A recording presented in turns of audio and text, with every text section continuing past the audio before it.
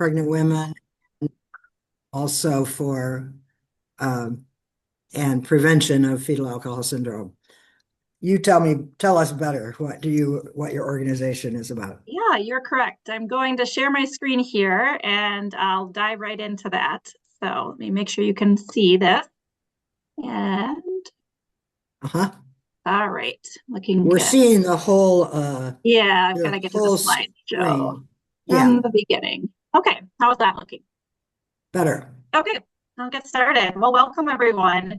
My name is Julia Conkle-Zebel. I am a pediatric neuropsychologist and also the Senior Program Manager of Healthcare Initiatives, long title, at Proof Alliance.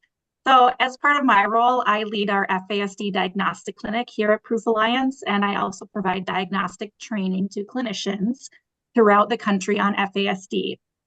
I am joined by my colleague, Kendra Glut, who is our Director of National Programs at Proof Alliance. And Kendra leads screening and brief intervention initiatives and training for FASD here in Minnesota, as well as provides training on these topics at the state and national levels as well. So I'll tell you a bit about Proof Alliance, and then we'll jump into our training for today. If you're not familiar with us, we are a Minnesota-based organization. We have national reach. We were started in the late 1990s by former First Lady Susan Shepard Carlson, and we're based out of St. Paul. Our mission is to prevent prenatal alcohol exposure and support those living with fetal alcohol spectrum disorders, or FASD, and their families.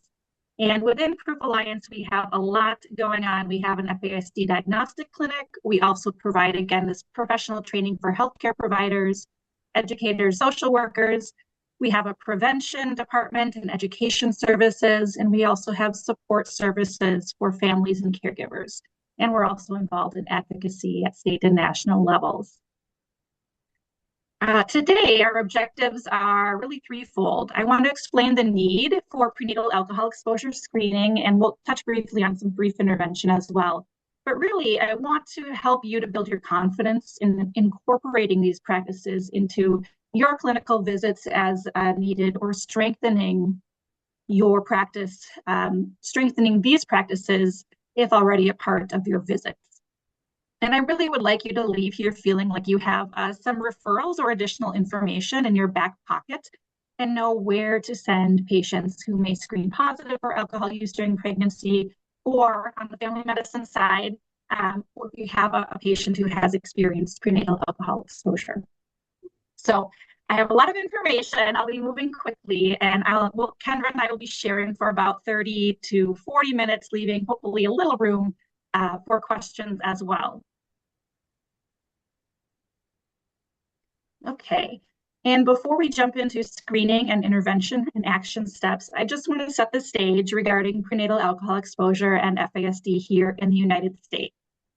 And when we talk about FASD, we're talking about a range of conditions and characteristics that stem from prenatal alcohol exposure.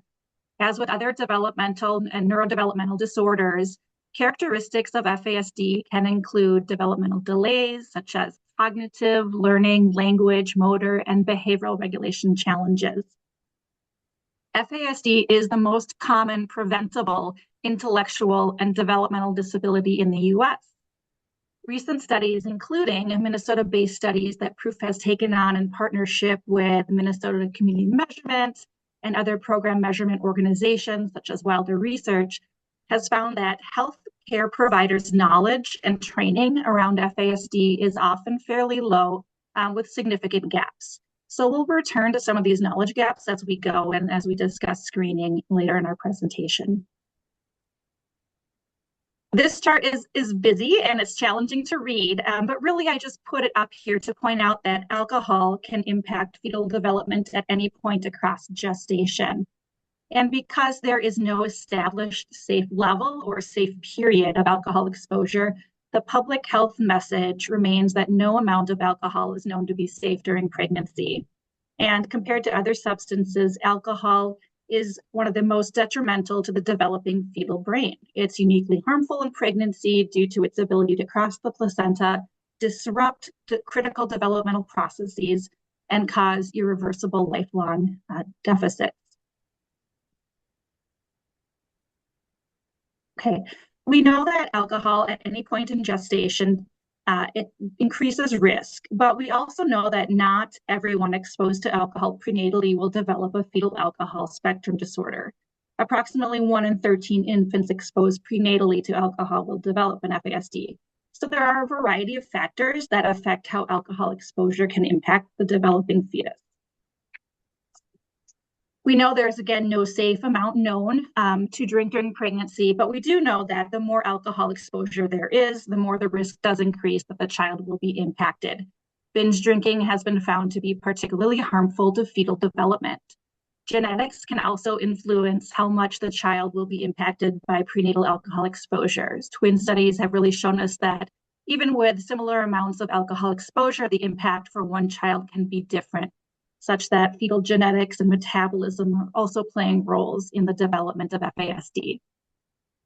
Maternal nutrition certainly impacts fetal vulnerability as well. We know that there can be some protective factors or effects with highly nutritious diets, but conversely, studies show that iron deficient pregnancies with alcohol exposure result in more pronounced neurodevelopmental and physical deficits in children. Other factors that can impact fetal vulnerability, of course, include the pregnant person's age, the timing of exposure, and exposure to other substances prenatally. Drinking alcohol and using other substances does increase the risk to the fetus. And a quick note on polysubstance exposure. Most recent research indicates that for pregnant women using alcohol, about 42% also reported using at least one additional substance, with tobacco and cannabis use being most common. And while we don't, as a field, have much research on polysubstance use during pregnancy due to design and measurement challenges, we do know that polysubstance exposure can significantly increase the severity of an FASD diagnosis. So FASD classic sentinel facial features, which we'll talk about in a little bit, were 41% higher with prenatal nicotine or tobacco exposure, 75% higher with exposure to cocaine crack, and 2 times higher with exposure to opioids. And beyond dysmorphology, the neurobehavioral outcomes can also be impacted by polysubstance exposure as well. A 2022 study found approximately 21% increased risk of ADHD, suggesting there's an additive risk of ADHD with polysubstance exposure. Okay, so we know that alcohol at any point includes. Julia, can I ask a question? Yes. So the ADHD development, is that even without alcohol exposure? It's all with alcohol, so that additive effect. So it's prenatal alcohol exposure and additional substances leads to kind of an increased robustness in the diagnosis and the co-prevention. Yeah. Yes, so we know that alcohol at any point increases fetal risk, and we'll look just briefly at public health research. I'm sure a lot of you are familiar with this regarding alcohol use in the U.S. And we know, according to the CDC, alcohol use is common. 54 to 55% of adults reported consuming alcohol within the past 30 days, and 24 to 34%, depending on age, reported binge drinking in the past month. Again, if you think about those base rates in combination with the fact that many pregnancies are unplanned, with about 49% of pregnancies being reported as unplanned, and some pregnant individuals may not know that they are pregnant for up to 6 weeks or sometimes more, what that leads us to is a public health estimate of about 3 million women in the U.S. that are at risk for having an alcohol-exposed pregnancy. Another way to think about the magnitude of prenatal alcohol exposure is that 1 in 7 pregnancies in the U.S. are alcohol exposed, with 14% of women reported continuing drinking during the pregnancy and 5% reporting binge drinking during pregnancy. And while, again, not every alcohol-exposed pregnancy will result in FASD, public health surveillance estimates indicate that 1 in 20 kids in the U.S. has an FASD. That makes FASD more prevalent than autism, Down syndrome, and spina bifida. All right, I'm going to briefly talk about some of the neurobehavioral and physical characteristics of FASD. So I know we have a family medicine resident, but these are just helpful sort of things for us all to think about within the patient populations with which we work. I think when I think of FASD, before I kind of got into this field, I thought, those specific sentinel facial features. I thought of those kids with the hypoplastic midface. And the one thing that surprised me is that only a small percentage of kids with FASD have facial dysmorphia, which includes the small palpebral fissures, the eye opening, a thin upper lip, and a smooth philtrum. While growth problems, so height, weight, and small head circumference or microcephaly may also be present, many children on the FASD spectrum really don't have growth problems at all. So facial characteristics, growth characteristics, while helpful when they are present diagnostically, really should not be our only indicators of potential FASD, because in fact, up to 90% of kids with an FASD will not have these specific facial features. So what we really want to focus on are those neurobehavioral differences, particularly in 3 areas: neurocognition, self-regulation, and delays in adaptive living skills. So neurocognitive differences can include a history of developmental delays or intellectual disability. However, again, only about 25% of kids with an FASD are going to have an intellectual disability or an IQ at or below 70. The majority of kids with an FASD will show maybe below average, low average to even average IQ. Where we tend to see neurobehavioral differences is with executive functions, learning, and memory.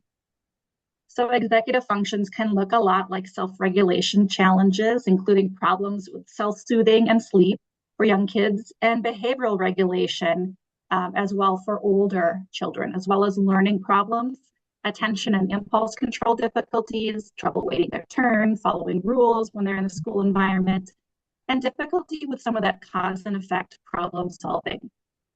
We also see a lot of sensory processing differences from an early age. We also see a lot of communication differences, especially related to social communication. So things like difficulty understanding jokes, metaphors, or more abstract language. Kids with FASD can also show challenges with those adaptive daily living skills like toileting, feeding, hygiene skills, as well as just problems staying on track and managing their daily schedule. Memory problems and inconsistency in recall are also a very common concern for many kids with FASD. So this makes teased on kind of that incrementals. Can I ask a quick question? Yeah. I'm just wondering, as you said, that I didn't realize it was 1 in 20. That's a higher number than I would have thought myself. I'm wondering, like, when someone has this exposure and this possibility, but they're also being evaluated for autism, at times I can definitely see some commonalities in the social kind of issues you mentioned and in the sensory processing. So I'm wondering, do we make sure we rule that out, that it's not, that this might be FASD instead of autism, or how do we do that? That's a great question. Yes, it can be. So the first step is just to ask that screening question around, hey, do we know about that prenatal history? Or, if with a birth parent, let's talk about this piece, and we'll give you tricks or tips on how to do that. But yeah, you want to ask, number 1, because that'll help with your differential. But number 2, they can also co-occur. So I think it's helpful to know whether prenatal alcohol exposure did occur, if we do have that information available, if we have a birth parent or someone who's was around during the early stages of during the pregnancy. So that piece is going to be important because there is diagnostically a lot of overlap between ADHD, FASD, and autism. And when we get into the nitty gritty, there are ways to certainly differentiate between the two, but they also can co-occur. So the question is definitely the question about asking about prenatal alcohol exposure is going to be key in that differential. Sure. Thank you. Yeah. So communication differences are going to be different as well. Kids with FASD, though, they tend to want to form social relationships, want to engage with their peers, but may not yet have the skills to do that. They tend to show a little bit less of their rigidity in terms of sort of specific routines, or difficulty with transitions are less of a concern for kids with FASD than autism. So that's kind of another way that we can look at making that differential.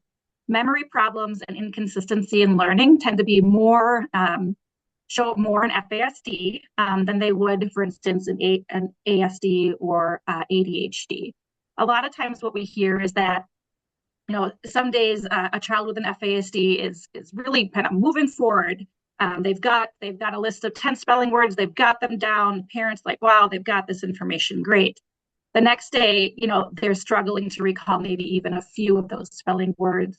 So it's sort of like this gap where the information just gets lost, and occasionally it resurfaces, but there isn't that kind of that incremental learning that we would expect, and more consistent learning we would expect, with that type of support.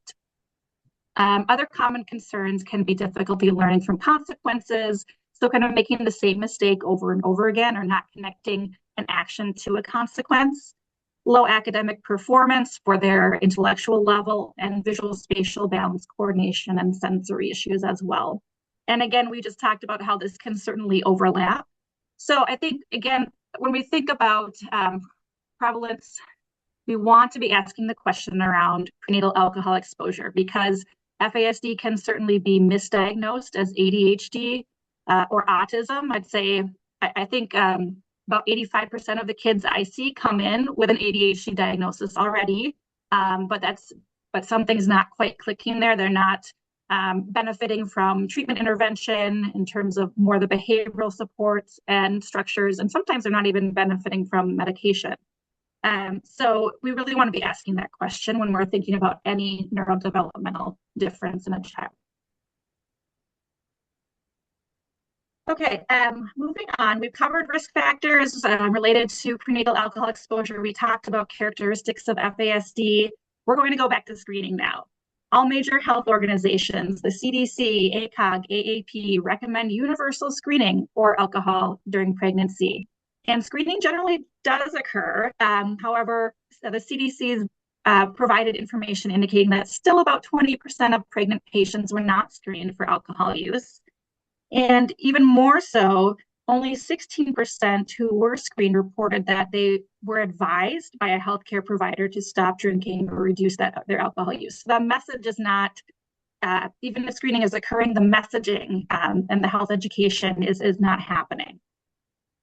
And here in Minnesota, we, Proof Alliance, partnered with Minnesota Community Measurement and with Asset. They're both program evaluation organizations. We really wanted to understand how providers are asking questions around screening and what they're doing with that information. And within our pilot studies, again, thinking about screening and brief interventions, screening meaning using a validated set of screening questions to identify drinking patterns, and brief intervention, including a short conversation with health education, as well as referral to treatment if needed, or other resources. So results from some of our work with these program evaluation organizations indicated that 95% of providers here in Minnesota felt they consistently shared information regarding the risk of alcohol use during pregnancy, which is great. And 81% described leadership, support, and commitment for alcohol screening and brief intervention. Again, that's wonderful. 71% had a plan in place for screening patients for alcohol use. So again, now we're starting to see, like, we've got screening, we've got some brief intervention, but some of that follow through in terms of what's next can be concerning. However, less than half of providers surveyed here in Minnesota had an established system for brief interventions if the patients disclose alcohol use. So while there's screening, there is a commitment from leadership. Some of that follow up with brief intervention, resource support, and just general planning about what to do next is missing. So we do have this gap here in Minnesota, and this is something that we see through national work as well. And I'm just adding that from a pediatric perspective, as I talk to providers, what the message I really heard was, if I'm working with someone and I don't sort of have the ability, or I don't know what to do with this particular patient, if I get a positive screen, I'm not going to address it. It was sort of some of the messaging that I was hearing. So we really want to make sure that we're able to address individuals that are screening positive for alcohol use during pregnancy. We know there are barriers to that. Certainly, lack of provider knowledge. A lot of us have received very little training related to this. And also this diagnosis is complex and can seem overwhelming. There's no kind of clear blood test or easy diagnostic criteria. And then, of course, just around stigma and provider concern around impacting the relationship with the patient can also be an issue as well. So, and finally, as we talked about, research indicates that one of those major concerns for providers is not knowing appropriate follow-up actions to take if prenatal alcohol exposure is identified. And so that's what we're hoping to help you with today as we move forward. So now I'll turn it over to Kendra. We'll talk about implicit bias, non-stigmatizing language, and really dig into effective screening and referral. Okay, thank you, Julia. So today we'll be able to kind of start with a light touch on how this might show up in what you do in your practice. But at the end, I'll also share some more opportunities if you'd like to learn more and kind of go further in with this topic. So we just wanted to pause a moment and address the stigma that is associated with drinking alcohol during pregnancy, because as we just heard, it really does get in the way of why this isn't addressed more. And so if we really just think about that question of why would someone drink alcohol while pregnant, there are multiple reasons why this is the case. And I think a lot of people do make the assumption that there is alcohol use disorder happening. They think of that right away. And so this is where we really want to point out that there are many reasons why there could be alcohol use happening during pregnancy. First of all, we know nearly half of pregnancies in the US are unplanned. So that gives a great opportunity for alcohol exposure to be happening if the pregnancy is unknown. We also know that there's a lot of mixed messages out there and conflicting information that people are gathering from their family or friends or online, and sometimes even their own healthcare providers.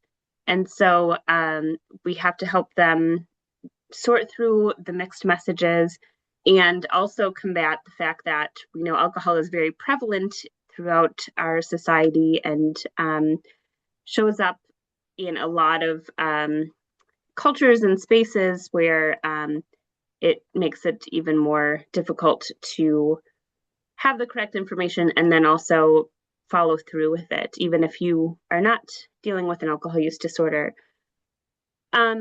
So with all of these, we just want to help you have, those conversations. You may be very familiar with this yourself, but as you're talking with others, you have that opportunity to combat the stigma of drinking during pregnancy by pointing out the many reasons why there might be alcohol exposure happening.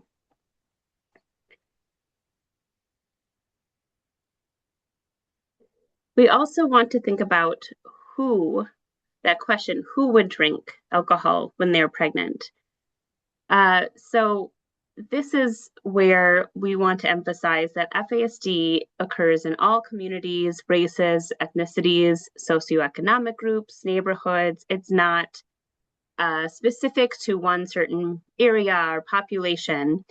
And one way we can kind of consider what biases we might bring to this is if you just pause and think about who you are assuming doesn't drink alcohol when they're pregnant. And if some certain demographics are coming to mind, that might help us see that we are making some implicit bias-led assumptions about who needs to be talked to about drinking during pregnancy and who doesn't. And the way that we can combat that is with that universal screening where this is happening across the board, because we can't know who has what information just by their demographics. We also want to point out a few opportunities where we can reflect on the language we're using. So being part of addiction medicine, you're very familiar with the fact that language can be stigmatizing, and there's constantly opportunities to think about how we are phrasing things in a way that can be non-stigmatizing. So when it comes to drinking during pregnancy, a lot of times you'll notice people use the word admitted So here, for an example, the patient admitted to alcohol use during pregnancy.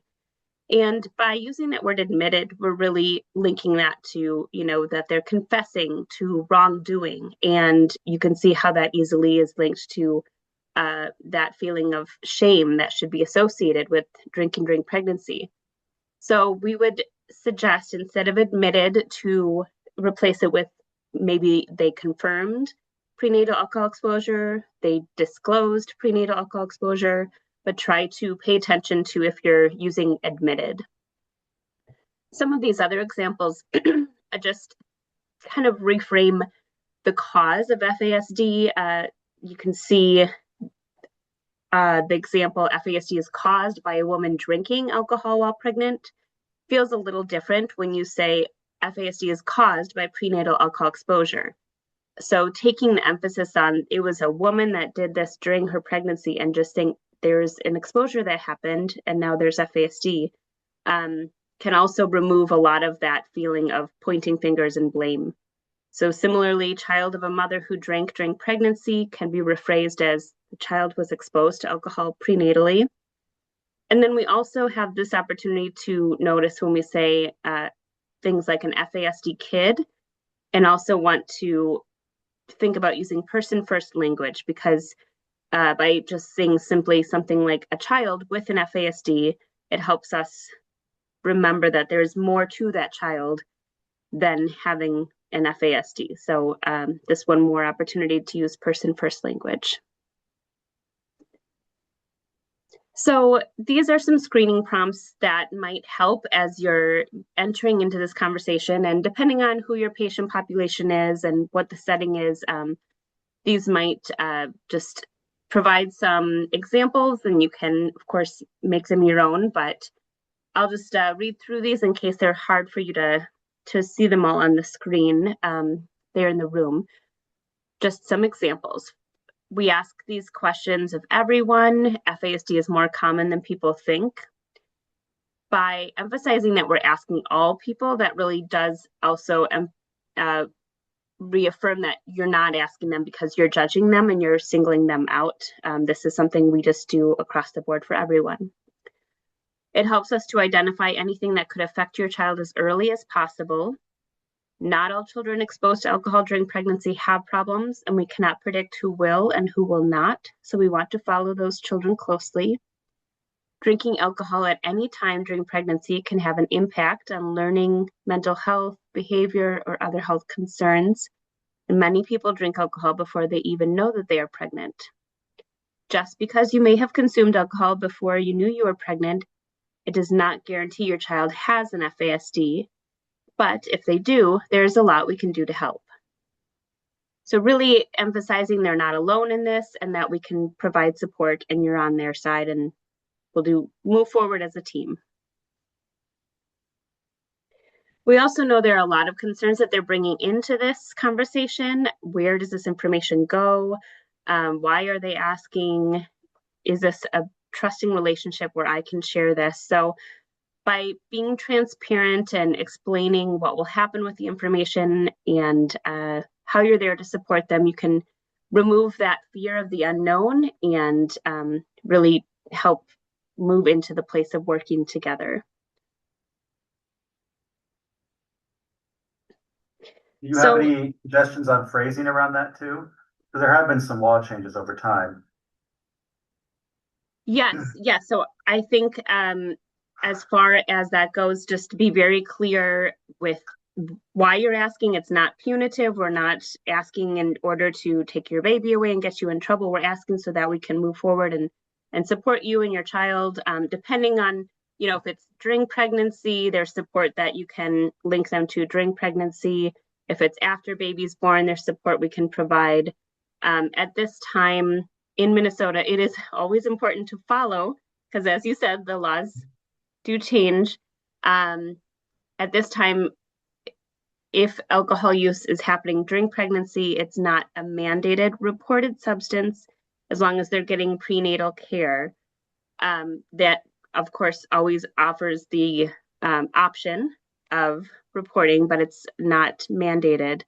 But by putting that into place, the the idea behind it was that will provide more of an opportunity for people to go and receive prenatal care and not hide away from prenatal care, and gives us the opportunity to make a space where they can disclose this information and we can get that support started right away. Isn't it true that,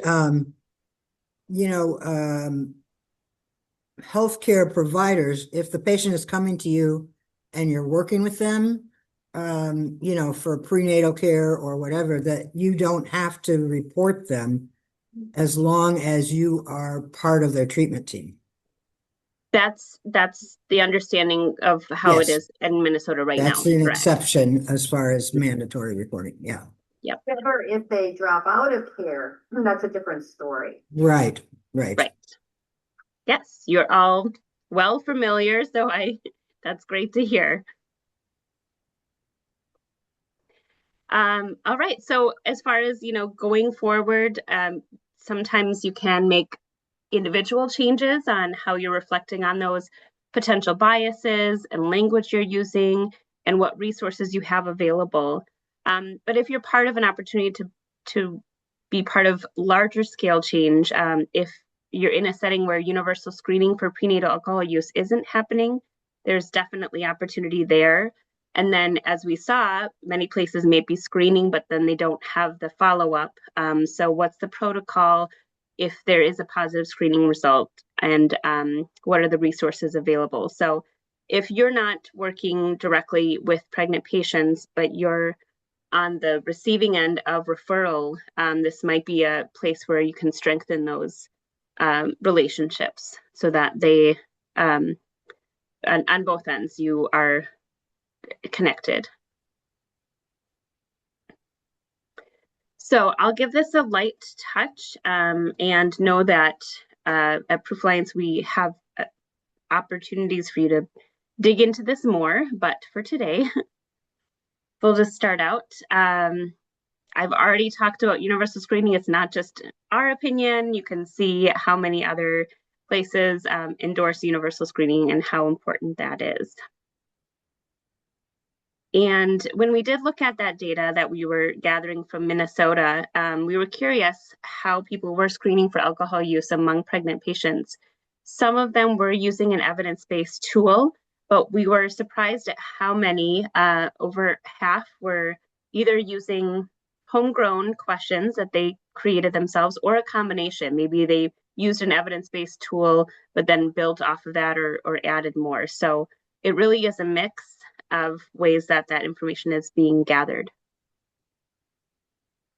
So if you're wondering where to start if you're not asking these questions, these are what we are recommending, and this does come from both the AAP and Bright Futures guidelines as well.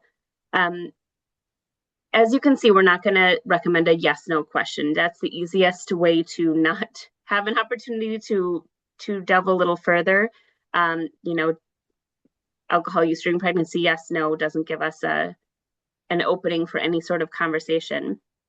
And so the recommended questions, first of all, finding out, if you don't already know, how far along they were when they found out they were pregnant. Before you knew you were pregnant, how much alcohol did you drink? After you found out you were pregnant, how many times did you drink alcohol?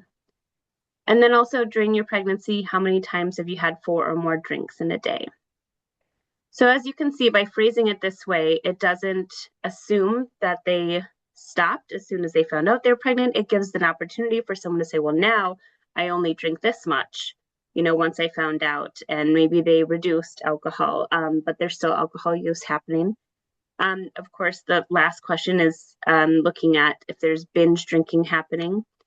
And this also really gives you a space to explore more about any changes that did happen, and celebrate, encourage them. So it's not all feeling punitive and judgmental, that if they did make efforts to cut down, here's a place where we can say, I can tell that this is important to you, and I know that's hard, and, you were able to accomplish this, and that those are some things that sometimes can really make a big difference that they don't get to hear very often too. So as far as our next steps that we talk about, I'm going to talk a little bit about those providing prenatal care, and then I'll also talk about for those that are seeing patients after a baby is born.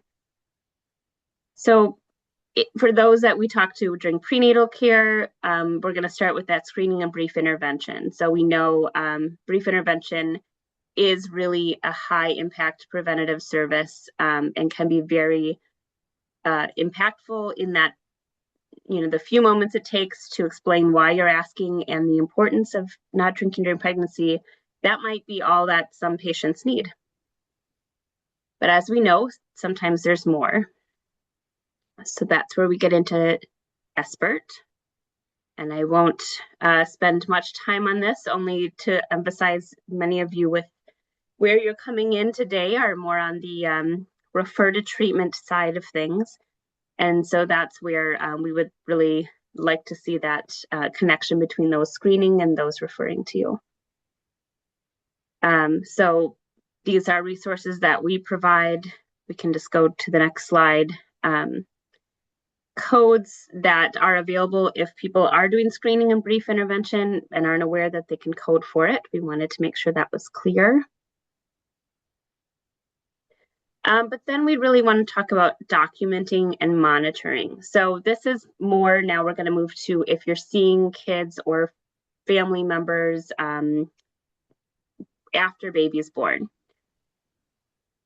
So any information that we can gather about prenatal alcohol use is important to document what information we have, if we know goes throughout pregnancy, if there are other substances used, any referrals that were made. And so as we heard in the beginning, when we're talking about being able to give a diagnosis of FASD, one key piece of that is the confirmed prenatal alcohol exposure. So if there are records of that early on, that can really help further down the road.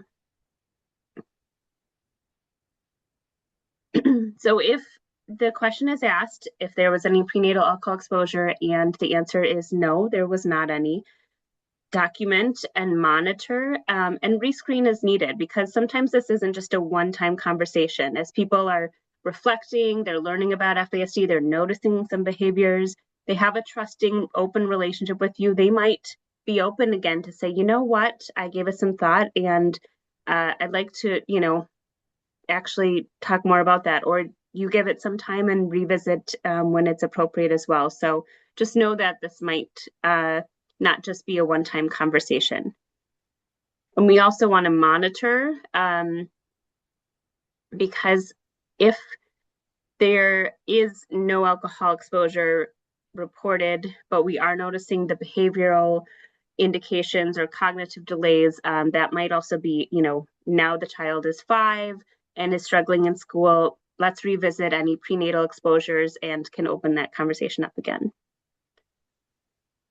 If there is prenatal alcohol exposure confirmed, we do want to document. We can give that information about FASD to the parents and caregivers so they can start to learn about FASD if it's a possible FASD, and monitor for those delays. So depending on the age of the child, maybe there aren't any delays or indicators showing up yet. Maybe they're just 2 months old and we're not able to see any of that. So monitor is very important. And then if delays become apparent as the child gets older, you can make that referral to a diagnostic clinic. And then services and support. So here at Proof Alliance as a nonprofit, we support families if they have a diagnosis or not. And we also just want to make sure we're connecting them with community support as well. I'm just gonna get us through these last slides now that I see what time we have. So I want you to know we're a resource. There's our website for any family support and many variations. And culturally relevant support as well, a free app, Our Children Are Sacred, for Native communities. We have a lot of fact sheets if it's a simple something you're handing out for someone to take home and read later. Those are free on our website. And if this is the topic of FASD is something you want to learn more about, we have a lot of free courses on our eCampus, learn.proofalliance.org, where you can peruse those and learn more if it's specific for caregivers or teachers or social service providers. There's a lot there. I also want to mention Proof Alliance partners with Boston Medical Center. We have an echo session that we provide that does provide more than what you got today. So really honing in on those skills of having these conversations with patients and how to support them. We do a pediatric cohort and a prenatal cohort. And so safestchoice.org is where you can go to learn more about that. And that takes us to the end to give some space for evaluation if you have any feedback and any questions that we can answer for you. Thank you very much. This is actually something This is that great. we don't talk about enough because No. we deal with alcohol constantly. Any questions from Jen or Sarah? I had a thought. I mean, I think I have quite a few adult patients who, unfortunately, substance use, there's a genetic component to that too. And so often they had family members who drank, including their parents potentially. They don't know sometimes. They were never diagnosed, but there are certain behaviors that I start to suspect, not facial features, but just behaviors. What do you recommend for adults in terms of if we think there might be, what resources can we offer? What, is there a good diagnostic criteria that's different? Or, I mean, do we still send them over to you guys if we're worried? Because they have an active use disorder right now too, so it's hard to differentiate sometimes. Yeah, those are all really, this is Julia again, all really great questions. A couple of thoughts here. Diagnosing an adult with an FASD is much more challenging for a few reasons. Number one, because the diagnostic criteria still rely on that confirmation of prenatal alcohol exposure. Yeah. As we get further and further away from baby, we lose either those reporters or that information, or it's not available. And then also we know that through puberty, the facial features, if they were present, which again, in majority of kids with an FASD or not, but even if they were present, we lose a lot of that after puberty into adulthood. So those markers, that information is really hard to come by. Diagnosis can occur as an adult, just much harder. And you'll notice that within, we have a network of diagnostic clinics, first of all. Here in Minnesota, we're lucky, most states do not. And on our website, you can search for clinic in your location, a clinic that sees kids. As far as I'm aware, there are very few clinics that actually would diagnose adults just because it is more challenging to do so. But a number of clinics, if it's a young adult, so closer into the younger 20s, then that may be a possibility. But for older adults, we really don't have anything diagnostically there at this point. But Proof Alliance does have resources and support for adults. We have an adult support group that's pretty active. We have a lot of resources, and also FASD United, which is the national kind of organization around FASD, is also doing work in that space as well. Kendra, did you have anything in addition that we should mention for adults? I think just if they aren't able to get a diagnosis but suspect and want to connect with others, that can be really helpful to better understand their own struggles. And we've heard many people, kind of have I'm not stupid. My brain was formed differently. It just really that self-identification of why they have some challenges and where they can go and give it a name and connect with others with it. We really see some positives from that. Yeah, so we're definitely open. You do not need a diagnosis.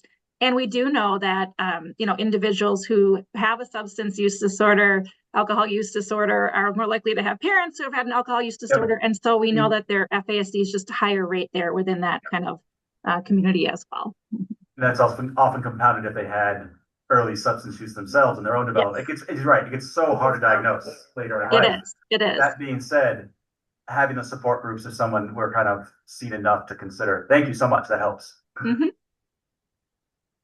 It seems to me that, number one, the numbers you presented as far as the incidence and prevalence is really impressive.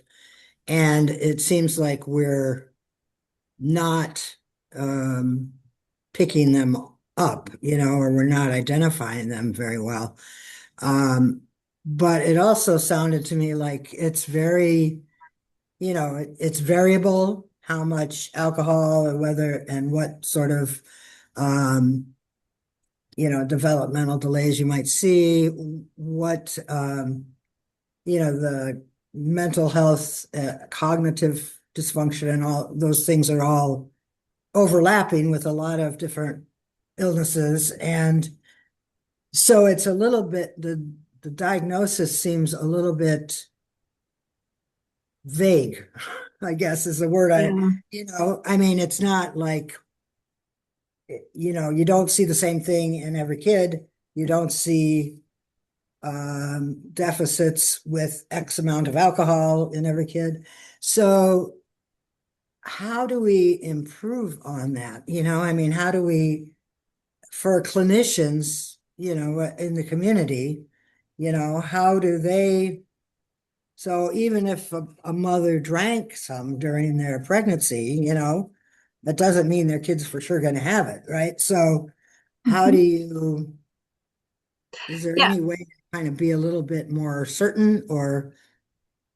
There, I think for us, the biggest, because there's overlap developmentally between symptoms across neurodevelopmental disorders. So it's a neurodevelopmental disorder like autism, ADHD. But the key here is universal screening, that question. We need that information. And a lot of what we have to do at this point is kind of that work backwards detective work. But if we have providers that are like, this, this child was screened at this point or this point, and we have that information related to prenatal alcohol exposure, then we're able to take that in and factor that in as we're making, these diagnoses or questioning kind of what's going on for the child. We also know that a lot of kids, because providers aren't yet universally asking this question, are getting misdiagnosed. So with ADHD or autism, those are better known. There's less stigma.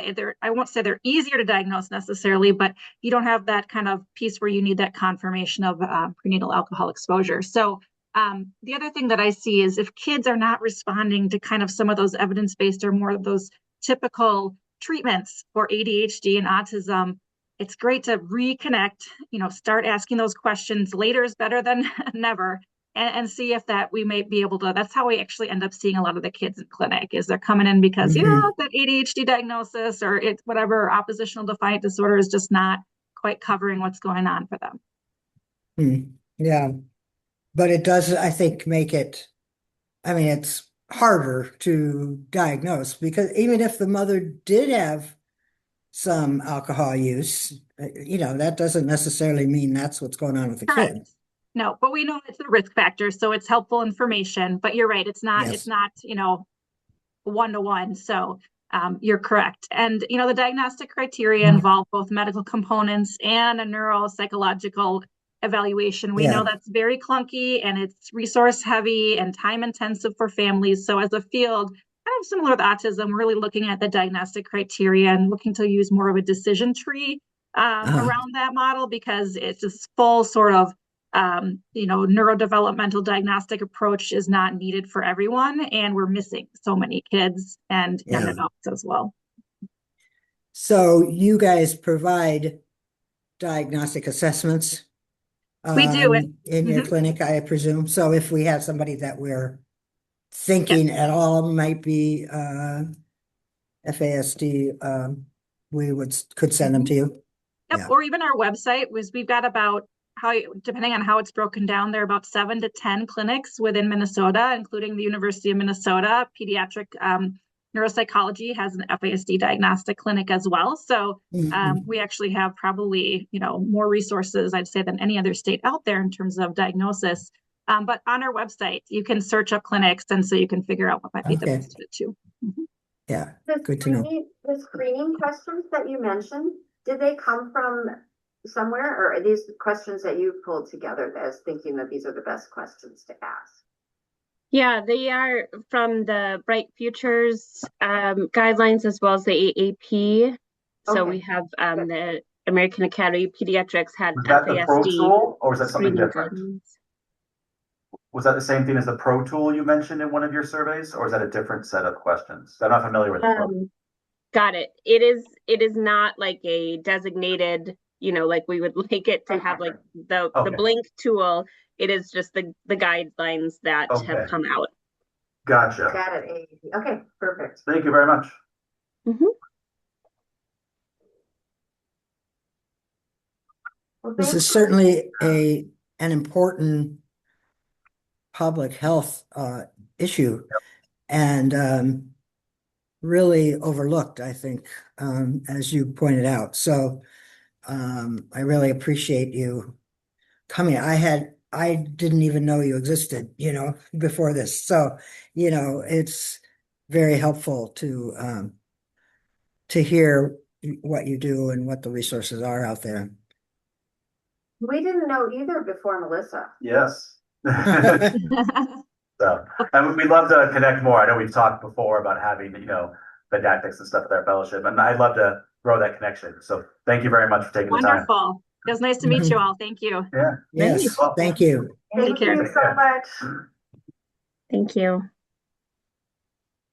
Jen, do you know what you guys do at Smiley's these days? Yes. Nice to meet you, Jim. Yeah. Yes. Oh, yeah. Nice to meet you, Jim. Thanks.